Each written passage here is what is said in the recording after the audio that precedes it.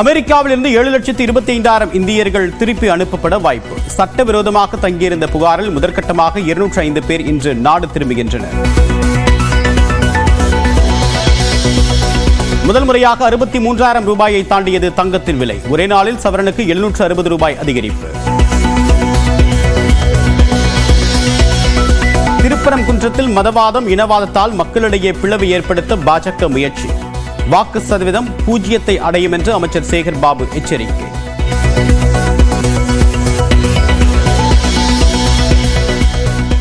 ஈரோடு கிழக்கு தொகுதி இடைத்தேர்தலில் விறுவிறு வாக்குப்பதிவு. காலை 9 மணி நிலவரப்படி 10.95% வாக்குகள் பதிவு. ஈரோடு கிழக்கு தொகுதி இடைத்தேர்தலில் வாக்களித்த திமுக வேட்பாளர் சந்திரகுமார். வாக்கு சதவீதத்தை உயர்த்துவது பொதுமக்களின் கடமை என்று தேர்தல் நடத்தும் அதிகாரி பேட்டி. 70 தொகுதிகளை கொண்ட டெல்லி சட்டமன்ற தேர்தலில் வாக்களித்து வரும் மக்கள். காலை 9 மணி நிலவரப்படி 8.1% வாக்குகள் பதிவு. டெல்லி சட்டமன்ற தேர்தலில் வாக்களித்தார் ராகுல் காந்தி. முன்னாள் துணை முதலமைச்சர் மணீஷ் சிசோடியாவும் ஜனநாயக கடமையாற்றினார்.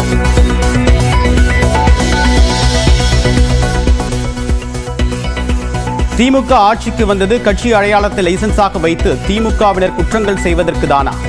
சேலம் ஆத்தூர் அருகே டாஸ்மாக் கடையில் கள்ளச்சாராயம் விற்பனை செய்தியை மேற்கோள் காட்டி இபிஎஸ் கேள்வி. காஞ்சிபுரம் மாவட்டம் சுங்குவாட்சத்திரத்தில் சாம்சங் ஆலையில் ஊழியர்கள் உள்ளிருப்பு போராட்டம். தொழிற்சங்கத்திலிருந்து விலகுவதாக ஊழியர்களிடம் கையெழுத்து வாங்குவதாக குற்றச்சாட்டு. சென்னையில் நேற்றை விட குறைவாகவே காணப்பட்ட பனிமூட்டம். குளிர்ச்சியான சூழல் நிலவியதால் வாகன ஓட்டிகள் மகிழ்ச்சி. சென்னை ராயப்பேட்டையில் உள்ள வீட்டில் ஒரே நேரத்தில் என்ஐஏ மற்றும் வருமான வரித்துறை சோதனை. 50 லட்சம் ரூபாய் பறிமுதல் செய்யப்பட்டதாக முதற்கட்ட தகவல். சென்னை திருவொற்றியூரில் வீட்டு வாசலில் கோலம் போட்டுக் கொண்டிருந்த பெண் கழுத்தறுத்து கொலை. குடும்ப பிரச்சனையால் பிரிந்திருந்த அக்காள் மகளை கணவருடன் சேர்க்கும் என்றதால் கொலை என்று தகவல். யுஜிசி வரைவு அறிக்கையை திரும்பப் பெற கோரி சேலம் பெரியார் பல்கலைக்கழக தொழிலாளர் சங்கம் நூதன போராட்டம். கண்டனம் தெரிவித்து 2000 மின்னஞ்சல்களை அனுப்பி வைக்க முடிவு. நாமக்கல்லில் முட்டை கொள்முதல் விலை மேலும் 20 காசுகள் குறைந்தது. 3 நாட்களில் 40 காசுகள் குறைந்து ₹4.65 முட்டை விற்பனை. வால்பாறையில் யானை தாக்கியதில் ஜெர்மனியை சேர்ந்த சுற்றுலா பயணி உயிரிழப்பு. சாலையில் அலட்சியமாக இருசக்கர வாகனத்தில் சென்ற நிலையில் தாக்கிய யானை.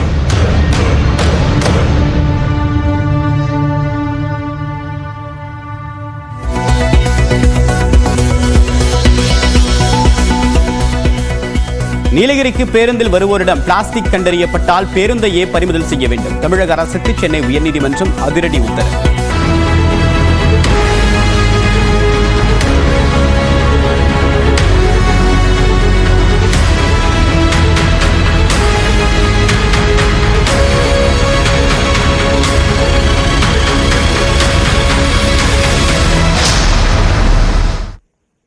ஈரோடு கிழக்கு தொகுதி இடைத்தேர்தலில் காலை 9 மணி நிலவரப்படி 10.95% வாக்குகள் பதிவாகி உள்ளன. காங்கிரஸ் சட்டமன்ற உறுப்பினர் EVKS இளங்கோவன் மறைவை அடுத்து ஈரோடு கிழக்கு தொகுதியில் இன்று இடைத்தேர்தல் நடைபெறும் என்று தேர்தல் ஆணையம் அறிவித்திருந்தது. அதன்படி இன்று காலை 7 மணிக்கு இடைத்தேர்தலுக்கான வாக்குப்பதிவு தொடங்கியது. மொத்தமுள்ள 53 வாக்குச்சாவடிகளில் 237 வாக்குச்சாவடிகளிலும் காலை முதலே மக்கள் நீண்ட வரிசையில் காத்திருந்து தங்களுடைய ஜனநாயக கடமையை ஆற்றி வருகின்றனர். ஈரோடு சம்பத் நகரில் உள்ள வாக்குச்சாவடியில் முதலாவதாக மறுநாளி ஒருவர் வாக்களித்து வருகின்றனர்.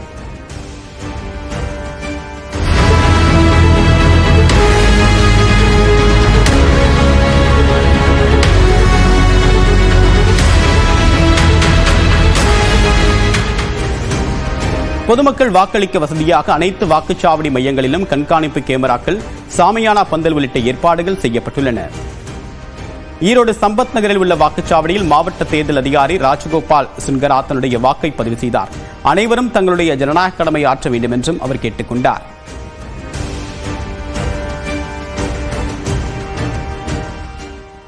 ஈரோடு கிழக்கு சட்டமன்ற தொகுதி பகுதிக்கு பொது விடுமுறை ஏற்கனவே அறிவிக்கப்பட்டுள்ளது. அதேபோல அருகாமையில் உள்ள தொகுதிகளிலும் மாவட்டங்களிலும் தனியார் மற்றும் அரசு பணியாளர்கள் அவங்க பக்கத்து மாவட்டங்களில் பக்கத்து தொகுதிகளில் பணியாற்றினாலும் அவங்களுக்கும் வந்து சம்பளத்துடன் கூடிய விடுமுறை ஏற்கனவே அறிவிக்கப்பட்டுள்ளது. உங்கள் மூலமாக இந்த தகவல் எல்லாருக்கும் கொண்டு போய் சேர்க்கப்பட்டு அனைவரும் வந்து வாக்கு சதவீதத்தை அதிகப்படுத்துமாறு உங்களுடைய ஜனநாயக கடமையாற்றுமாறு அன்புடன் கேட்டுக்கொள்கிறேன். இதேபோன்று திமுக வேட்பாளர் வி.சி. சந்திரகுமார் கொசுவண்ண வீதியில் உள்ள வாக்குச்சாவடியில் குடும்பத்துடன் சென்று ஜனநாயக கடமையாற்றினார். பிறகு நியூஸ் 18க்கு பேட்டியளித்தவர் ஈரோடு கிழக்கு தொகுதி இடைத்தேர்தலில் திமுக வரலாறு காணாத அளவு வெற்றி பெறும் என்று தெரிவித்தார். மிகப்பெரிய வித்தியாசத்தில் வெற்றி பெறுவோம் சார். அதை வந்து நம்ம இவ்வளவுதான் சொல்ல முடியாது. ஆனா ஒண்ணு, இதுவரையிலும் ஒரு வரலாற்று சிறப்புமிக்க வெற்றியாக இது இருக்கும். ஈரோடு கிழக்கு தொகுதியில் இவ்வளவு பெரிய வெற்றி இருந்ததில்லை அப்படின்ற அளவில் இருக்கும். ஈரோடு கிழக்கு தொகுதி இடைத்தேர்தலில் வாக்குப்பதிவு விறுவிறுப்பாக நடைபெற்று வரக்கூடிய நிலையில் கள தகவலுடன் நிகரான செய்தியாளர் குருசாமி விவரம் என்ன? தற்போது எந்த அளவுக்கு வாக்குப்பதிவு வேகமாக நடந்துட்டு இருக்கு?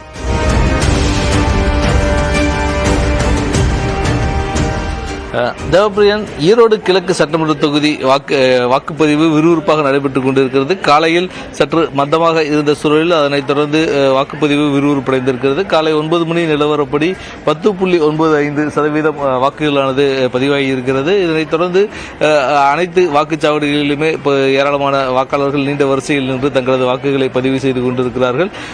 நம்மளுடைய நேரடி காட்சிகளை பார்த்துக் கொண்டிருக்கிறோம். வாக்காளர்களை பொறுத்தவரை மிகுந்த ஆர்வத்துடன் வந்து தங்களது வாக்குகளை பதிவு செய்து கொண்டிருக்கிறார்கள்.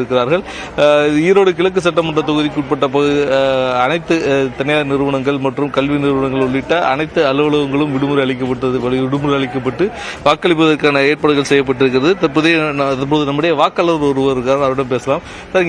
என்ன மாதிரியான ஏற்பாடுகள்லாம் செஞ்சிருக்காங்க? வந்தவொன்னா ஓட்டு போடுறதுக்கான வசதிகள்லாம் இருக்கா? அப்படி ஏற்பாடுகள்லாம் சிறப்பாக செஞ்சிருக்காங்க. நான் வெளியூர்ல இருந்து ஓட்டு போட வந்திருக்கேன். இப்ப வெயில் வந்துன்றதுனால சீக்கிரமா வந்து ஓட்டு போட்டுட்டு கிளம்புறோம். வேற ஒன்றும் இல்லை.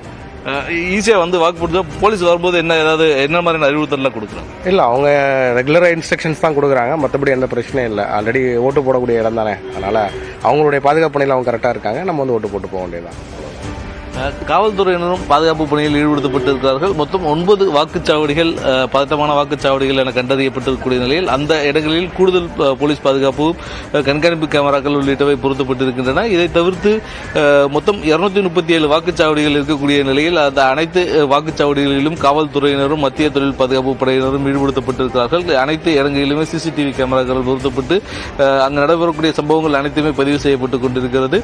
காலை நேரத்தில் சற்று மந்தமாக துவங்கிய வாக்குப்பதிவு பின்னர் விறுவிறுப்படைந்திருக்கிறது. தற்பொழுது 10 மணி எட்டியிருக்கக்கூடிய நிலையில் வாக்காளர்கள் அனைவரும் தங்களது ஜனநாயக கடமை ஆற்றுவதற்கு ஆர்வத்துடன் வந்து கொண்டிருக்கிறார்கள். வயதானவர்கள், நடக்க முடியாதவர்கள் உள்ளிட்ட மிகவும் நடக்க முடியாத சூழலில் இருப்பவர்கள் கூட தங்களது வாக்குகளை பதிவு செய்ய வேண்டும் என வாக்களிப்பதற்காக வந்து கொண்டிருக்கக்கூடிய சூழல்களை பார்க்க முடிகிறது. உங்களுடைய விரிவான தகவலுக்கு நன்றி குருசாமி.